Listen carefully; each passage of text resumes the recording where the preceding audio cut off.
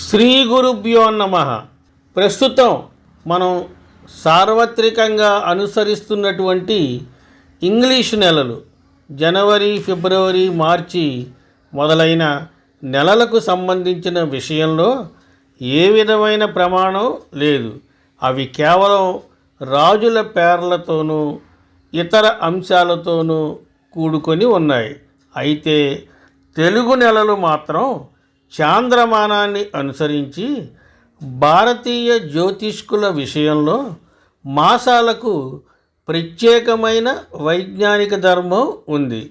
ప్రతీ నెలలోనూ పౌర్ణమి నాడు వచ్చే నక్షత్రం ఆధారంగా ఆ మాసానికి పేరు పెట్టడం ప్రత్యేకం. 2024వ సంవత్సరంలో పుష్యమాసం డిసెంబర్ 15న ప్రారంభమై జనవరి 14, 2025తో ముగుస్తుంది. చంద్రుడు పుష్యమి నక్షత్రంలో ఉండగా వచ్చే మాసం పుష్యమాసం. పుష్య అనే మాటకు పోషణ శక్తి కలిగినది అని అర్థం. పుష్యమాసం శీతాకాలం. ఆధ్యాత్మికంగా జపతపాదులు, జ్ఞాన పారాయణలకు శ్రేష్టమైన మాసం పుష్యమాసం. పితృదేవతలను పూజించి అందరూ దోషరహితులయ్యే పుణ్యమాసం పుష్యమాసం. పుష్య పౌర్ణమి వేదాధ్యయానికి చాలా విశిష్టమైనదిగా చెప్పబడుతోంది. పుష్య పౌర్ణమి వేదం అధ్యయనానికి చాలా విశిష్టమైనదిగా చెప్పబడింది. శ్రావణ పౌర్ణమి మొదలు పుష్య పౌర్ణమి వరకు వేదాలు, మంత్రాలు నేర్చుకోవడానికి అనువైన సమయంగా చెప్పబడింది. విష్ణువుకి ఇష్టమైన మాసం ఆశ్వయుజం, శివునికి కార్తీకం. అలాగే పుష్యమాసం శనీశ్వరుడికి అత్యంత ప్రీతికరం. ఎందుకంటే ఆయన జన్మ నక్షత్రం పుష్యమి. ఈ నెలంతా శనైశ్చర్యుణ్ణి పూజించే వారి పట్ల శని ప్రసన్నుడై శుభాలు కలిగిస్తాడని పురాణాల ద్వారా తెలుస్తోంది. ఏలినాటి శనితో బాధపడేవారు ఈ మాసంలో రోజు ఉదయాన్నే శుచిగా స్నానం చేసి శనీశ్వరుణ్ణి భక్తితో ప్రార్థిస్తారు. పౌర్ణమి నాడు శనికి తైలాభిషేకం జరిపించి నువ్వులు దానమిస్తారు. ఆయనకు ఇష్టమైన నువ్వులు, బెల్లం ఆహారంలో భాగంగా చేసుకుంటారు. దీని వెనక శాస్త్రీయ కోణం చూస్తే ఈ రెండు పదార్థాలు మనిషి ఒంట్లో వేడిని పెంచి చలి నుంచి రక్షిస్తాయి. శని ధర్మదర్శి, న్యాయం, సత్యం, ధర్మాలను ఎత్తి చూపించేవాడు. సర్వప్రాణుల సమస్త విశ్వప్రేమను, పవిత్రతను ఉద్ధరించేవాడు శనిదేవుడే. మానవుడు ఈ నెలలో నువ్వులు సేవించి నియమనిష్టలు పాటించినట్లయితే శనిదేవుడి యొక్క అనుగ్రహాన్ని పొందవచ్చు. అంతేకాకుండా గరుడ పురాణంలో నాభిస్థానం శనిస్థానం అని చెప్పబడింది. ఎప్పుడు శరీరంలోని నాభి ప్రదేశాన్ని శని ప్రదేశంగా చెప్పారో అప్పుడే ఈ ప్రదేశానికి ఉన్న ప్రాముఖ్యం అంతటికీ శని ప్రభావమే కారణం అని మనం గ్రహించుకోవాలి.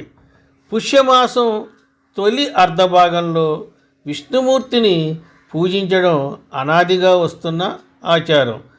పుష్య శుక్ల విదియ నుంచి పంచమి వరకు శ్రీహరిని తులసీ దళాలతో పూజిస్తే సౌందర్యం లభిస్తుందని ఒక నమ్మకం.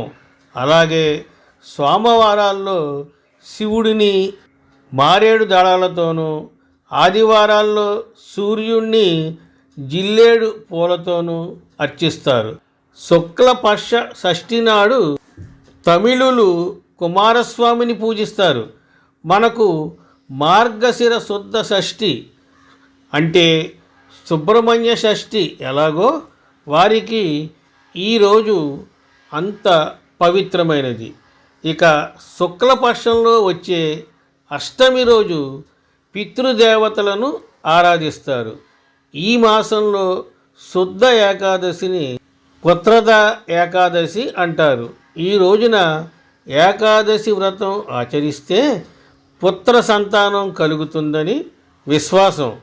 పుష్యమాసంలో వస్త్రదానం విశేష ఫలితాలను ఇస్తుందని ప్రతీతి. చలితో బాధపడే వారిని ఆదుకోవడమే ఈ నియమం వెనుక ఉన్న ఉద్దేశ్యం. పుష్యమాసంలో వచ్చే పెద్ద పండుగ సంక్రాంతి. సంక్రాంతి ముందు జరుపుకునే పండుగ భోగి. చీకటితోనే లేచి చలిమంటలతో చీకట్లను పారద్రోలుతారు. దక్షిణాయనానికి ధనుర్మాసానికి ఇదే ఆఖరి రోజు. భోగినాడు వైష్ణవాలయాల్లో గోదా రంగనాథుల కళ్యాణాన్ని కన్నుల పండుగగా జరుపుతారు. మర్నాడు సూర్యుడు మకర రాశిలోకి ప్రవేశించే దినమే మకర సంక్రాంతి. ఆ రోజు నుండి భక్తులంతా పరమ పవిత్రంగా భావించే ఉత్తరాయణం ప్రారంభమవుతుంది. సంక్రమణం నాడు రాత్రిపూట భోజనం చేయకూడదని పురాణాల ద్వారా తెలుస్తోంది. సంక్రాంతి నాడు శివుణ్ణి ఆవునేతితోనూ నువ్వులతోనూ అభిషేకిస్తే దరిద్రం తొలగిపోయి సకల భోగభాగ్యాలు కలుగుతాయని ప్రతీతి. సంక్రాంతి మరుసటి రోజు కనుమ పండుగ చేస్తారు. ఈరోజు ధాన్యరాశులను వ్యవసాయంలో సహకరించే పశువులను లక్ష్మీ స్వరూపంగా భావించి పూజిస్తారు. పుష్య బహుళ ఏకాదశిని విమలైకాదశి, సఫలైకాదశి, షట్టిలైకాదశి, కళ్యాణైకాదశి అని పిలుస్తారు. సున్నిపిండితో ఒంటిని రుద్దుకొని నువ్వులు కలిపిన నీటితో స్నానం చేయడం, నువ్వుల్ని ఆహారంలో భాగం చేసుకోవడం, మంచినీటిలోనూ నువ్వులు కలుపుకొని తాగడం, తిలదానం చేయడం ఈ ఏకాదశి రోజున చేస్తారు. ఈ మాసంలో ఆఖరి రోజైన అమావాస్యను చొల్లంగి అమావాస్య అంటారు. ఈరోజు నదీ స్నానాదులు చేసుకొని దైవ దర్శనం చేసుకుంటే శుభాలు కలుగుతాయి. పితృతర్పణాలు ఆబ్దికాదులు ఉంటే విశేషించి పితృదేవతల అనుగ్రహం కలుగుతుంది. స్వస్తి, శుభమస్తు.